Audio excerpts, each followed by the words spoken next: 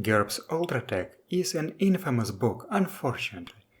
While some of the problems are either blown out of proportion by memes or stem from people using the book wrong, there are admittedly some things that could have used another pass by the editor. One of these things is an entire weapon class, Gyrocs.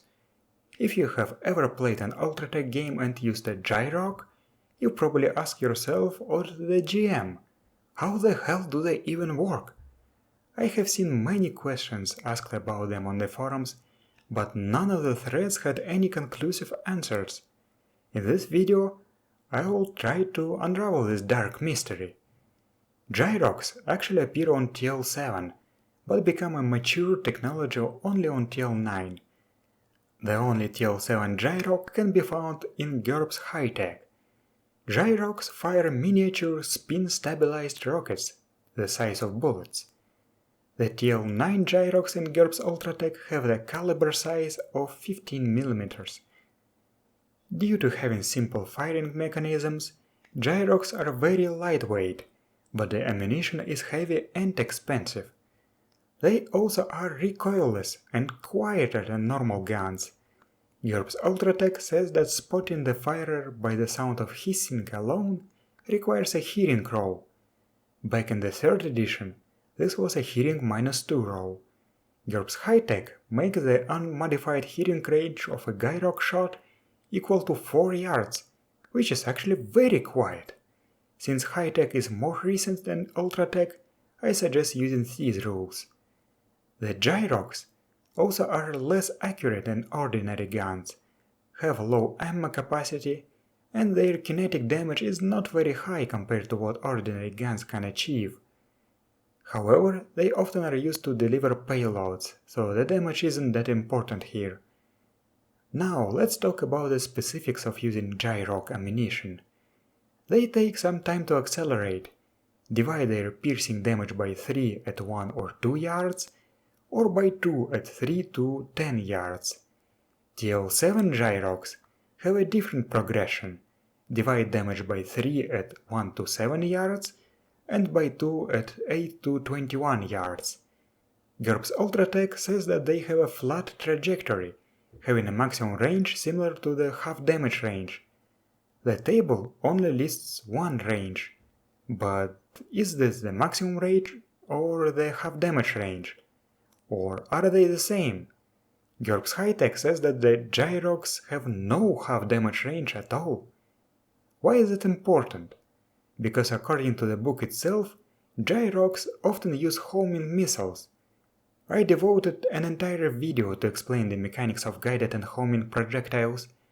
The main thing that is relevant to us is the fact that the half damage range of a homing projectile becomes its speed in yards per second. Thus, if the half damage range and maximum range are the same, then we will have a super fast missile that can only travel for 1 second. If they have no half damage range, then they do not work at all. There has been no conclusive answers about that, but I think that taking a look at GURPS Ultratech for the 3rd edition resolves the issue. The description of Viper gyrocs there states that unlike larger missiles, they will either hit or miss during the firer's turn. If we take a look at the weapon table there, we will see the half damage range of 1800 yards compared to 1900 yards in 4E, which means that they indeed do travel that fast. I have seen people say on the forums that this performance is a bit too optimistic, but I don't really care that much for realism here. Now wait a second. The 3E table also gives them a maximum range. I think it would be fair to give unguided gyrocs a maximum range of 2500 yards as well. The missile runs out of fuel, but it continues to travel forward, while a homing missile will not be able to correct its course and would miss. I think we can borrow some other parts from the 3E rules as well. For example, infrared homing gyrocs will miss if there is a strong hit source within 5 yards of the path between the firer and the target. That's a nice little detail. In addition, homing gyrocs cannot shoot around corners. Their sensors are not smart enough, and maneuverability of the missile does not allow for that. They can make only minor course corrections to stay on target. In game mechanical terms, I think it will be fair to limit the gyrocs to targets within a 30-degree angle from the direction they were fired in. Now there is another aspect of gyroc usage that might require some clarification: using them underwater. GURPS High-Tech says that the TL7 gyroc can be used underwater at range 10.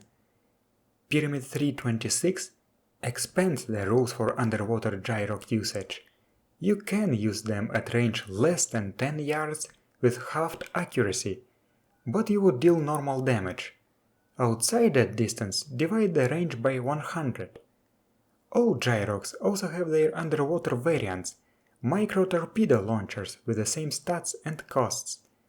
They have a speed of 50 yards per second and a base damage of 1d-4, so they are intended to carry non-kinetic warheads. At TL10, you can buy supercavitating ammunition for gyrocs. They cost twice as much, but their range is divided by 20 in water and by 2 in air. But that's not all. Pyramid 355 briefly mentions that gyrocs can fire gytorp ammunition at TL9. Gytorps cost twice as much as a normal rocket, but has its normal range. However, it can only be used underwater. Combined with the previous options from Pyramid 326, this turns gyrocs into excellent underwater weapons in Ultratech games. This is definitely a good alternative to blue-green lasers. It is not said anywhere, but aiming homing underwater gyrocs probably requires an artillery torpedo skill roll instead of artillery guided missile. I would also like to ramble about one other small thing. The holdout gyroc from GURPS Ultratech is worn attached above the wrist. Like all other gyrocs, it uses a gun's gyroc skill to hit, but GURPS High-Tech has introduced the gun's wrist gun skill. However, gyrocs are used with the gun's gyroc skill regardless of their form: pistol, rifle, carbine or light support weapon. So maybe that skill covers wrist gyrocs as well?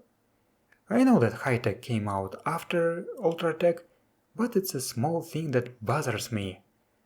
Finally, I would also like to plug some fan-made content. First of all, Blizzard has reworked gyrocs using his house rules. As you can see on the table, the half damage range is much shorter now, and there is also a low velocity mode. GURB has a blog post with 30mm gyrocs, which is very cool. Finally, I also made low-tech fantasy gyrocs in one of my posts. And that's it. Thank you for watching, and I'll see you next time.